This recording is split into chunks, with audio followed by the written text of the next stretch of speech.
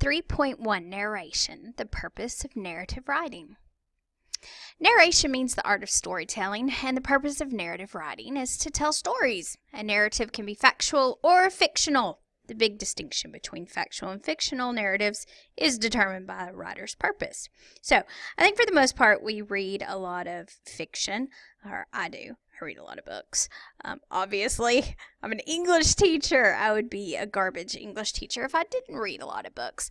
But I think for the most part, when we think of narration, we automatically think fiction. Ultimately, whether the story is fact or fiction, narrative writing tries to relay a series of events in an emotionally engaging way. You want your audience to be moved by your story. You want your audience to be sucked in. You want them to feel as you do. That's the whole point of storytelling. So when you write a narrative, you want your audience to be fully engaged. When writing a narrative essay, start by asking yourself if you want to write fact or fiction.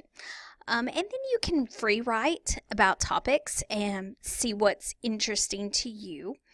Once you have a general idea of what you will be writing about, you should sketch out the major events of the story that will constitute your plot. I think a lot of writers tend to know their end game before they begin a story. Like, for example, Harry Potter. You know J.K. had to know what was going to happen at the end before she could start inserting little clues even within the first book. So it's really interesting. You really have to know your entire plot before you start a story, especially if you want to craft it well. It's important to start with a strong introduction to hook your reader into wanting to read more. And your conclusion should help resolve the central conflict of the story. I'm sure that you guys have experienced when a story has a cliffhanger at the end or a movie and you're like, no, this is terrible. That's the worst. So unless that's just your end game is to make everybody sad, then don't give us a conclusion. But I prefer a conclusion. I like a nice tidy bow at the end of a story. When you're telling this story, make sure that you vary your sentence structure, especially when you are narrating a long series of events. You want to use words like, meanwhile, next, I began to think, in the fall. Things like this, they kind of help your story move rather than, I went to the mall and then I saw a pair of shoes and then I was like, I have to have those shoes. And then I was like, I'm totally going to buy those shoes. And then I bought those shoes and then I got out in the car and then I felt really bad because I said and then like 1,000 times, and that was really boring. So make sure you mix it up, vary that sentence structure. Maintain clear narrative order. Now, that doesn't necessarily mean that you have to start at the beginning and end at the end.